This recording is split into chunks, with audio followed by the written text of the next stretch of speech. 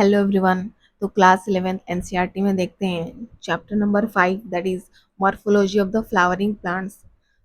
Morphology में देखते हैं मॉर्फोलॉजी मीन्स एक प्लांट का एक्सटर्नल फीचर क्या क्या है, वो प्लांट्स कैसा दिखता है, जैसे कि उसमें रूट्स हैं या फिर स्टेम प्रेजेंट है, और लीव्स के शेप क्या हो सकते हैं, उनमें फ्लावर प्रेजेंट है या नहीं, और फ्लावर का कलर कैसा हो सकता है, इनमें नेक्टर है या नहीं, और उनमें फ्रूट्स प्रेजेंट है या नहीं। दैट इज द एक प्लांट का मॉर्फोलॉजी। प्लांट का अगर मॉर्फोलॉजी देखें तो उनमें रूट्स होना चाहिए, स्टेम होना चाहिए, leaves, flower, fruits. Flowering plants की अगर बात करें तो एंजियोस्पर्म एंजियोस्पर्म ये एक ऐसे प्लांट्स हैं जो कि फ्लावर दे सकते हैं। बाकी दूसरे जैसे कि एल्गी हो, ब्रायोफाइटा हो, टेरिडोफाइटा, जिम्नोस्पर्म, ये सारे ही नॉन फ्लावरिंग प्लांट्स हैं। इनमें फ्लावर नहीं हो सकते हैं, सिर्फ और सिर्फ एंजियोस्पर्म ही ऐसे हैं जिनमें फ्लावर हो सकते हैं।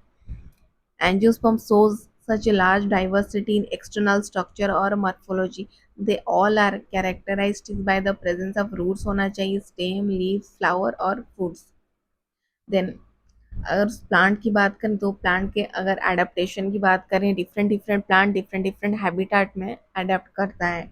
अडेप्टेशन टू वेरियस हैबिटाट, जैसे कि प्रोटेक्शन के लिए हो या फिर क्लाइंबिंग के लिए हो या फिर फूड के स्टोरेज के लिए हो, खुद को अलग अलग इन्वायरमेंट में वो अडेप्ट करता है। अगर वीड अगर लें तो हम, तो उनमें क्या देखने को मिल सकता है, उनमें रूट होगा, स्टेम होगा और लीव्स होगा, और उनमें और कुछ में फ्लावर और फ्रूट्स भी होंगे। Underground part of the flowering plant जो कि रूट सिस्टम है, और जो कि मिट्टी के पूरा रूट सिस्टम जो कि मिट्टी के नीचे है, और जो ऊपर हमें मेनली देखने को मिलता है दैट इज द सूट है, और ब्रांचेस हैं, लीव्स हैं, फ्रूट। बाकी जो रूट सिस्टम है वो बिल्कुल मिट्टी के अंदर है। The underground part of the flowering plant is the root system, while the portion above the ground form the shoot system. तो एक प्लांट में अगर रूट सिस्टम या फिर रूट देखें तो रूट जो कि रेडिकल से निकलता है, इसका जो एलोंगेशन है मेनली वो रेडिकल से है। अगर एक डाइकॉट प्लांट में देखें तो the direction elongation of the radicle leads to the formation of the primary root. Radicle से डायरेक्टली एलोंगेट होके वो प्राइमरी रूट का फॉर्मेशन करता है, जो कि सॉइल के अंदर ही ग्रो करते हैं। It bear lateral roots of several order that are referred to as the secondary और tertiary root। अगर ये देखें तो ये एक रूट सिस्टम है। रूट सिस्टम में मिट्टी के थोड़ा सा अंदर लेयर में ये प्राइमरी रूट है, देन उसके निचले वाले लेयर में सेकेंडरी रूट प्रेजेंट है, एकदम ही अंदर वाले लेयर में डीप हॉरिजन लेयर में that is the tertiary root present है। ये रूट सिस्टम है, और ये ऊपरी हिस्सा मिट्टी के ऊपर वाला that is the shoot system. The primary root and the branches constitute the tap root system. Primary root और उसके ब्रांचेस मिलाकर टैप रूट सिस्टम का फॉर्मेशन करते हैं, जैसे कि हमें मस्टर्ड में देखने को मिलता है टैप रूट सिस्टम। अगर एक मोनोकॉट में देखें तो the primary root is short lived and is replaced by a large number of the roots. This root originate from the base of the stem and constitute the fibrous root system. Monocot में क्या है, monocot में जो primary root है वो उस time के लिए रहता है, देन उसे रिप्लेस कर कौन कर जाता है, उसे रिप्लेस कर जाता है बाकी दूसरे रूट्स। और ये रूट ओरिजिनेट होते हैं स्टेम के बेस से, और इसे फाइब्रस रूट कहा गया है। फाइब्रस रूट जो कि हमें व्हीट प्लांट में देखने को मिलते हैं। और कुछ ऐसे रूट हैं जैसे कि एडवेंटिडियस रूट। एडवेंटिडियस रूट क्या है, जो रेडिकल के अलावा प्लांट के दूसरे पार्ट से निकलते हैं, that is adventitious roots from part of the plant other than the radicle. इसके एग्जाम्पल जैसे कि ग्रास हो, मॉन्स्टेरा हो, बनियन हो, ये सारे इनमें एडवेंटिडियस रूट्स प्रेजेंट है। रेडिकल से ये डायरेक्टली ना निकल के प्लांट के दूसरे पार्ट से ये निकलते हैं।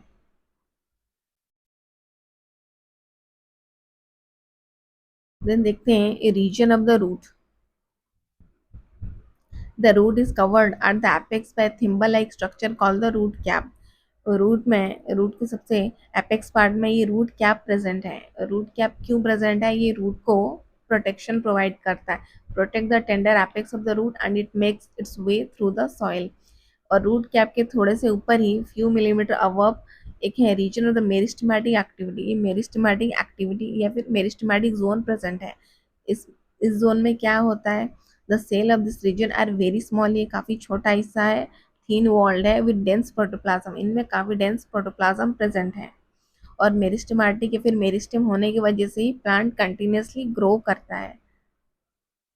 They divide repeatedly. The cell proximal to this region undergo rapid elongation and enlargement and are responsible for the growth of the root in length.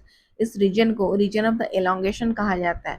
Meristematic activity या फिर मेरिस्टेमेटिक रीजन के थोड़ा ऊपर ही region of the elongation present है. यहाँ पे क्या होता है, रैपिड एलोंगेशन एंड एनलार्जमेंट. ये यहाँ पे रैपिड एलोंगेशन और एनलार्ज होता है, और मेनली रूट का ग्रोथ या फिर प्लांट का ग्रोथ ये रीजन ऑफ द एलोंगेशन में ही होता है.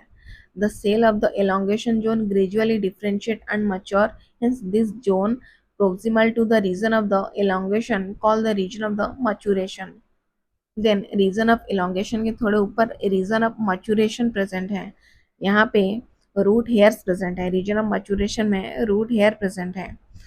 Some of the epidermal cells form very fine and delicate thread like structure. और ये जो रूट हेयर हैं ये बिल्कुल delicate thread like, बिल्कुल धागे की तरह ये स्ट्रक्चर है. और इनका क्या काम है रूट हेयर का, ये वाटर और मिनरल्स को अब्जॉर्ब करते हैं सॉइल से. देन रूट के मॉडिफिकेशन देखते हैं. Root in some plants changes their shape and structure and became modified to perform functions other than absorption and conduction of the water and minerals. Plants में जो कुछ plants में roots ऐसे भी हैं जो अपना शेप और स्ट्रक्चर को चेंज करते हैं और खुद को मॉडिफाई करते हैं. क्या करने के लिए, परफॉर्म, अलग अलग फंक्शन परफॉर्म करने के लिए अपने स्ट्रक्चर को और शेप को मॉडिफाई करते हैं. अब्जॉर्प्शन और वाटर एंड मिनरल के कंडक्शन के अलावा भी दूसरा फंक्शन परफॉर्म करने के लिए अपना शेप और स्ट्रक्चर को मॉडिफाई करते हैं. जैसे कि they are modified for support storage of food and respiration. ये सपोर्ट में हेल्प करते हैं, फूड के स्टोरेज में भी, स्टोरेज के लिए भी मॉडिफाई करते हैं खुद को, रेस्पिरेशन के लिए भी. जैसे कि एग्जांपल देखते हैं, टैप रूट ऑफ कैरोट और टर्निप और adventitious root of sweet potato get swollen and store food. Tap root, carrot, turnip का जो टैप रूट है, ये है कैरोट और ये टर्निप, इनमें इनमें टैप रूट प्रेजेंट है. इनका जो टैप रूट है वो क्या करता है, वो स्वेलन और फूड के स्टोरेज में हेल्प करता है. और स्वीट पोटैटो का जो स्वीट पोटैटो में एडवेंटिडियस रूट प्रेजेंट है, इनका जो एडवेंटिडियस रूट, ये भी फूड्स के स्टोरेज में हेल्प करते हैं. देन देखते हैं बनियन ट्री. बनियन ट्री में जो रूट है that is the prop root. These are called the prop root. इस प्रॉप रूट का क्या काम है, ये जो लंबे लंबे हैंगिंग रूट्स हैं that is known as the prop root. ये इस ट्री को सपोर्ट प्रोवाइड करता है.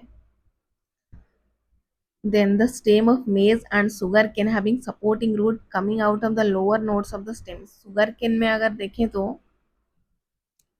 उनमें स्टिल्ट रूट प्रेजेंट है, वो भी सपोर्टिंग के लिए प्रेजेंट है. Coming out of the lower nodes of the stem, उनके स्टेम के लोअर नोड से ये निकलते हैं सपोर्टिंग रूट, जो कि स्टिल्ट रूट है स्टेम में सुगर केन में और मेज में. और कुछ प्लांट्स में जैसे कि राइजोफोरा हो, जो कि ग्रो करते हैं स्वाम्पी एरिया में. Many roots come out of the ground and grow vertically upward. इनके जो रूट्स हैं ये सारे एक ग्राउंड में ये बिल्कुल वर्टिकली अपवर्ड ग्रो करते हैं. ये राइजोफोरा के जो रूट्स हैं ये ग्राउंड में वर्टिकली ग्रो करते हैं. इसे न्यूमाटोफोर्स कहा गया है. इसका क्या काम है, help to get oxygen for respiration. ये ऑक्सीजन लेते हैं एटमॉस्फेयर से, ये रेस्पिरेशन, प्लांट के रेस्पिरेशन में ये हेल्प करते हैं. That is the न्यूमाटोफोर्स.